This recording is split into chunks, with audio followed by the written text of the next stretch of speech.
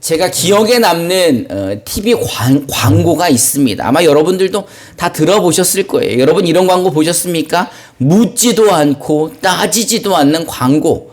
아마 한 번씩 다 들어보셨을 거예요. 제 개인적으로는 정말 잘 만들었다 생각을 해요. 왜냐하면 모든 국민들이 다 머릿속에 새겨져 있는 거죠. 묻지도 않고 따지지도 않고 오케이.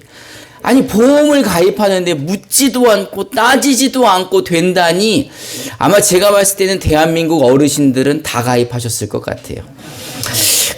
사실 제 생각이지만은 이게 이 아이디어를 복음에서 힌트를 얻은 게 아닌가라는 생각을 갖게 됩니다. 왜냐하면 우리가 믿는 복음이 이렇지 않습니까?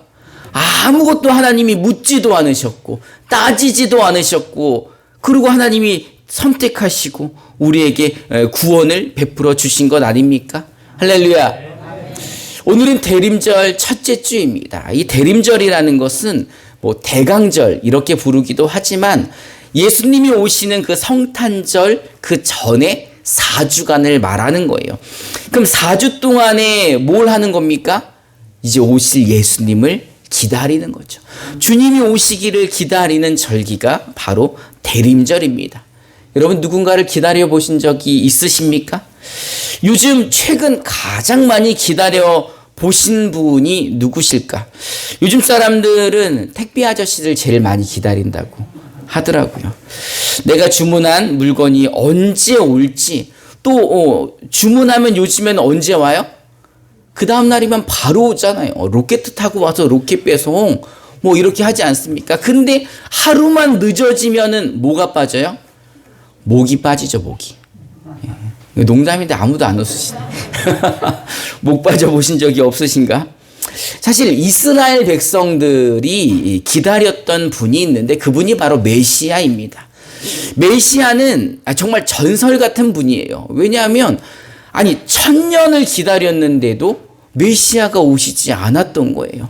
다윗 이후서부터 메시아를 기다렸는데 그들은 예수님이 오시지 않자 정말 뭐가 빠졌어요?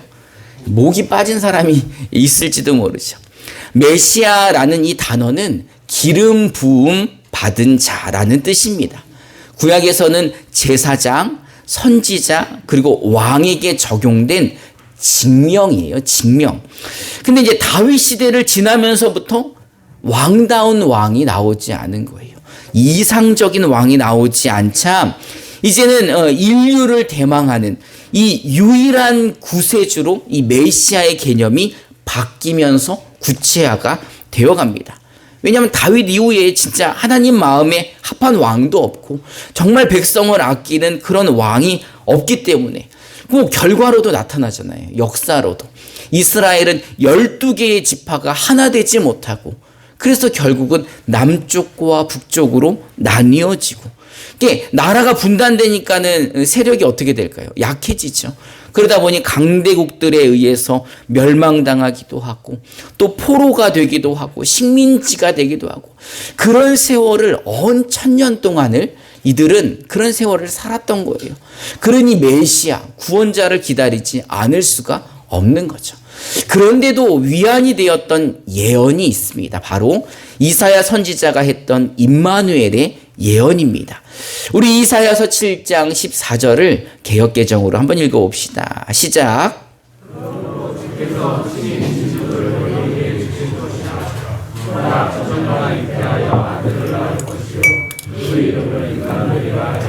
아멘.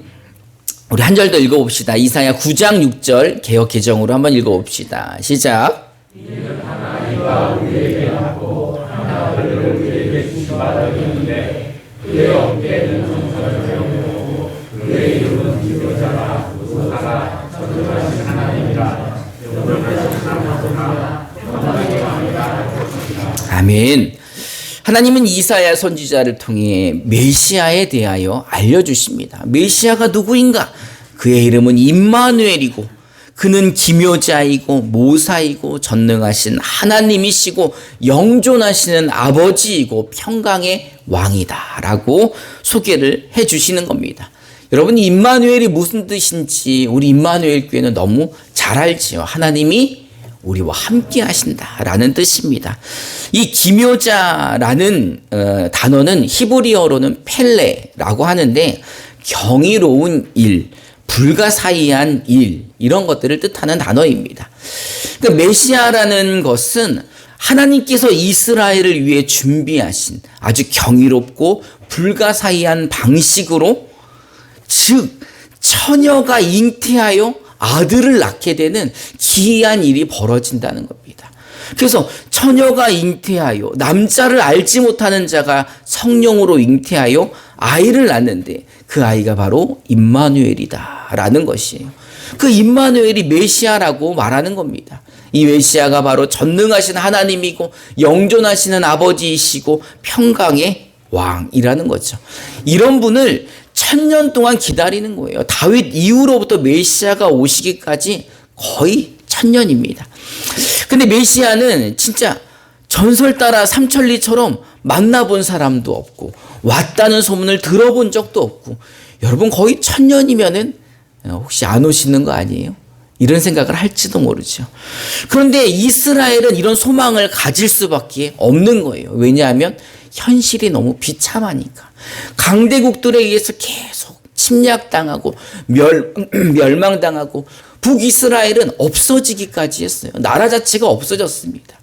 남쪽 유다는 어떻게 됩니까? 포로로 끌려가고 그 처참한 세월을, 그리고 예수님이 오시기 전에도 로마의 식민지로 있게 되지요. 그런데 그렇게 1000년 가까이를 기다려 오던 이 소망이 이스라엘 땅에 이루어집니다. 오늘 마태복음 1장 18절부터 25절 저와 여러분들이 한 절씩 교독해 봅시다. 제가 먼저 18절을 봉독하겠습니다. 예수 그리스도께서 태어나심은 이렇습니다. 그의 어머니 마리아는 요셉과 약혼한 사이였습니다. 그런데 결혼하기 전에 마리아가 성령으로 임신하게 된 사실이 알려졌습니다.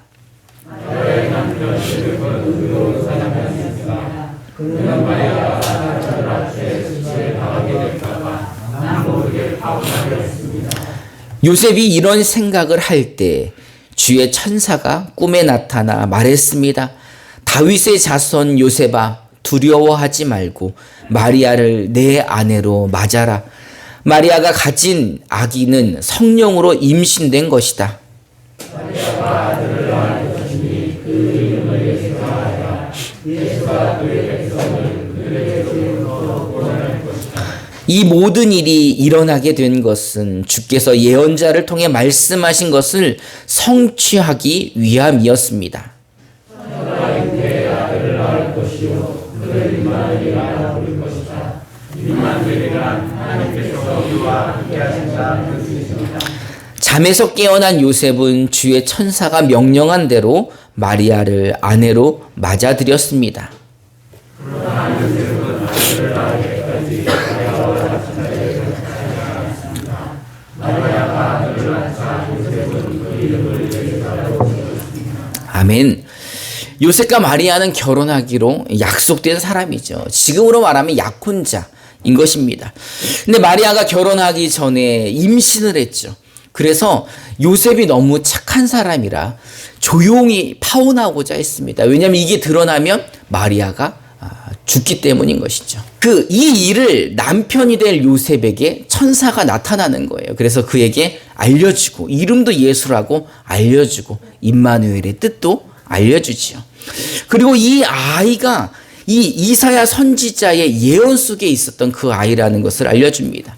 이 일을 알고 난 이후에 요셉과 마리아는 결혼을 하고 유대 땅 베들레헴에서 아기를 낳습니다. 그렇게 오랫동안 기다렸던 메시아가 드디어 유대 땅 베들레헴에 탄생하신 것입니다. 이 메시아를 헬라어로 하면 그리스도라고 하는 거죠.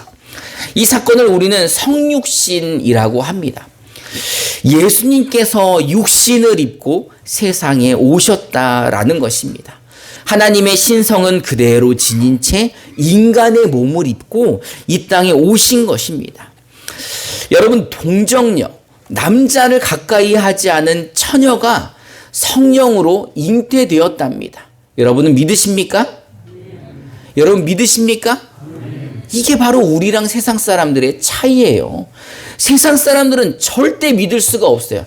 말도 안 되는 소리 하고 있네. 어떻게 처녀가 남자 없이 어떻게 임신을 해? 이렇게 말할 겁니다. 근데 나는 믿어지는 걸 어떡하라는 거예요? 나는 믿어지는데. 아니, 어떻게 우리가 이 말도 안 되는 사실이 믿어집니까? 우리 에베소서 2장 8절을 개역 개정으로 한번 읽어봅시다. 시작.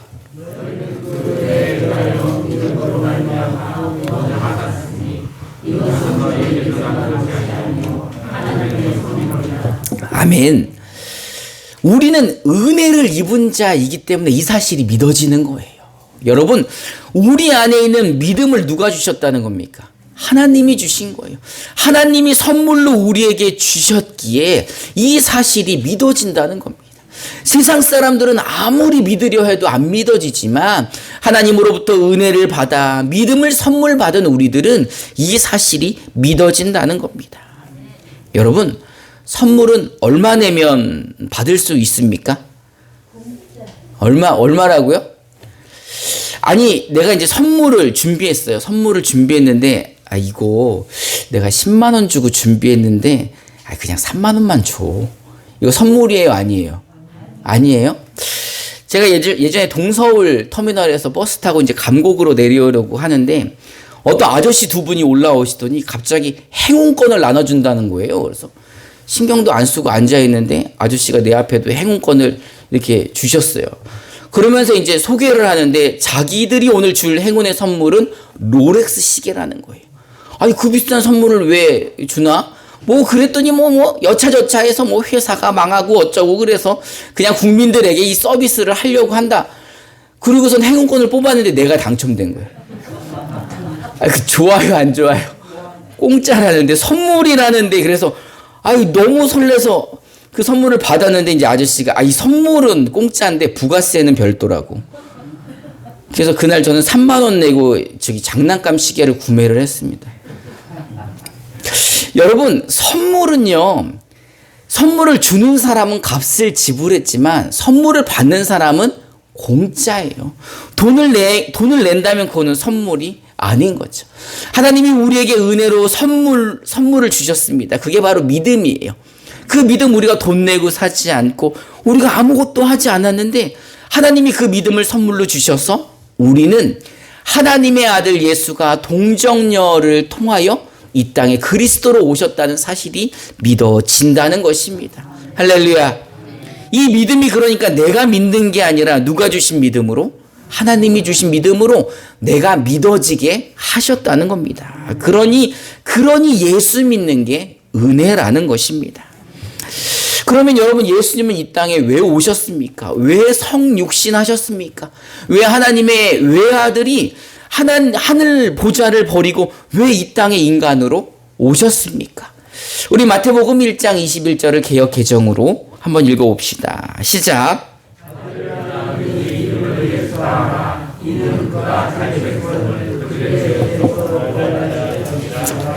아멘. 하나님이 백성을 그들의 죄에서 구원하시기 위해 이 땅에 오신 거예요. 하나님이 인간의 몸을 입고 이 땅에 오신 그 예수님이 오신 이유는 자기 백성을 저희의 죄에서 구원하려고 오셨다는 것입니다. 그런데 이스라엘 사람들은 그 사실을 믿지 않았죠. 그래서 어떻게 합니까? 결국은 그 예수를 십자가에 못 박아 죽게 하지 않습니까? 아니, 그 눈으로 무덤에 있던 나사로가 살아나오는 것을 봤고 문둥병자들이 고쳐지는 것을 봤고 파도 위를 걸어 다니시고 그 폭풍우를 말씀으로 잠재우시고 5,000명을 보리떡 5개와 물고기 2마리로 먹이신 그 사실을 알고 보고 체험했던 사람들인데 그 예수가 메시아가 아니라고 하면서 그를 십자가에 못 박아 죽게 합니다. 우리 요한복음 1장 9절부터 13절을 우리말 성경으로 저와 여러분들이 한 절씩 교독해 봅시다. 제가 먼저 9절을 봉독합니다. 참 빛이 있었습니다. 그 빛이 세상에 와서 모든 사람을 비추었습니다.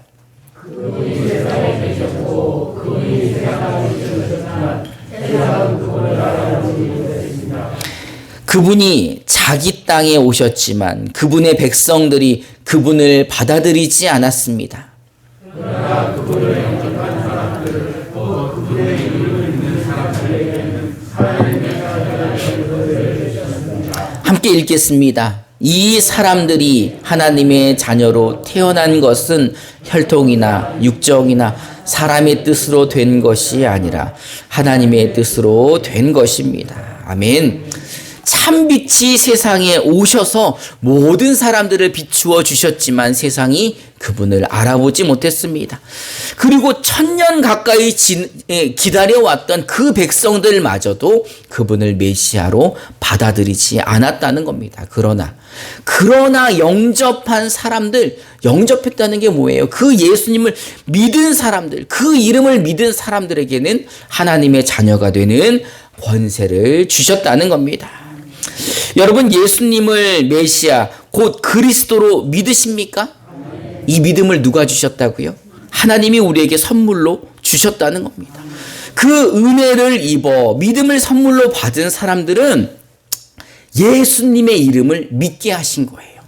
그 예수님의 이름을 믿으면 어떻게 됩니까? 죄사함을 받습니다. 죄사함을 받고 영생을 약속받는 거예요.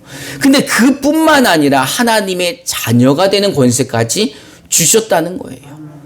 이 요한 사도는 이에 대하여 이렇게 말씀하십니다. 요한복음 1장 14절부터 16절을 개역개정으로 한번 읽어봅시다. 시작. 우리가 그의 영광을 보니 아버지의 독생자의 영광이요 은혜와 진리가 충만하다. 요한이 그에 대하여 증언하여 이르되 내가 전에 말하기를 내 뒤에 오시는 이가 나보다 앞선 것은 나보다 먼저 계신 자라는 것이 이 사람을 가리키가 아니라 우리가 다 그의 충만한 데서 받으니 은혜에 대해 은혜로. 아멘. 말씀이 육신이 되어 우리 가운데 거하심에 우리와 함께 하시는 그분의 영광을 보니 은혜와 진리가 충만한 하나님 아버지의 독생자의 영광이라는 것입니다.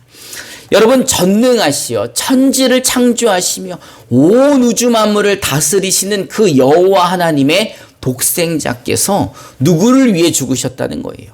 나를 위해 죽으셨다는 겁니다. 우리는 그분의 죽음으로 말미암아 죄에서 용서함을 얻을 뿐만 아니라 하나님의 자녀가 되었다는 것입니다. 할렐루야. 그래서 은혜 위에 은혜라는 거예요. 죄 용서함 받아 천국을 가게 되었는데 하나님의 자녀까지 되게 하셨으니 은혜 위에 은혜를 얻어 받았다는 겁니다. 할렐루야. 여러분, 이 사실을 믿으십니까? 은혜 위에 은혜로라. 예수님은 그리스도이십니다. 그 그리스도를 믿음으로 말미암아 죄 사함을 받았는데 그것만으로도 감사한데 그뿐만이 아니라 하나님의 자녀도 되게 하셨다는 겁니다. 하나님은 우리가 누구인지, 어떤 죄를 지었는지, 어디서 살며 어떻게 살았는지 아무것도 묻지도 않으시고 따지지도 않으시고 우리를 선택하셨습니다. 그리고 우리를 죄 용서해 주시고 구원해 주시고 하나님의 자녀 삼아 주신 것입니다. 그러니 여러분, 이보다 더 은혜 위에 은혜가 어디 있겠습니까? 정말 여러분, 은혜 위에 은혜를 받으셨습니까? 우리 옆에 분들하고 한번 인사해 봅시다. 은혜 위에 은혜를 받으셨습니다. 할렐루야. 여러분, 정말 은혜 위에 은혜를 받으셨습니까? 그렇다면 이제 그 은혜의 은혜를 더 받아서 은혜가 가득하신 여러분, 그 은혜를 좀 나눠주시기 바랍니다. 아니, 어떻게 하면 은혜를 나눌 수가 있습니까?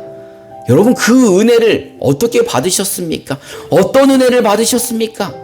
죄사함의 은혜를 받으셨고 하나님의 자녀 되는 권세를 받으셨잖아요. 무엇으로 그것을 받으셨죠? 예수를 믿음으로 받으셨죠. 그러니 은혜 위에 은혜를 예수 믿음으로 받으셨으니 이제 그 예수를 어떻게 하면 될까요? 알려줘야죠. 그 은혜 위에 은혜를 더 받아야 될 사람들에게 알려줘야죠. 예수를 믿어야 은혜 위에 은혜를 더하여 받을 수 있다는 사실을. 그렇다면 예수를 어떻게 전할까요? 어떻게 예수님을 전하면 됩니까? 먼저 우리가 누구를 닮으면 돼요? 우리를 사랑하시는 예수님을 닮아야죠. 그래서 우리가 자꾸 서로 사랑하자 하는 거예요. 은혜 위에 은혜를 더 받게 된 이유가 예수님이 우리를 사랑하셨기 때문이거든요. 그러니 예수님이 우리를 사랑하신 것처럼 우리도 서로 사랑해야 되는 것입니다. 우리가 서로 사랑할 때 은혜 위에 은혜 받은 자들처럼 사는 것이지요. 여러분, 이제 서로 사랑하시겠습니까? 이제 원수도 막 사랑하시겠습니까? 나를 핍박하는 사람 위에 막 기도해 주시겠습니까? 여기 소리가 자꾸 땅으로 기어 들어가는 것 같습니다. 여러분, 우리가 그렇게 살 때 은혜 위에 은혜를 얻은 자들입니다. 하나님이 그렇게 사는 것을 원하시고 주님은 그렇게 사는 하나님의 자녀들을 보시고 기뻐하십니다. 이제 우리 서로 사랑합시다. 그래서 은혜 위에 은혜를 입은 사람처럼 살아 하나님께 영광 돌리는 저와 여러분들 되기를 주님의 이름으로 축원합니다. 이 시간 우리 함께 찬송하고 기도하는 시간 갖도록 하겠습니다.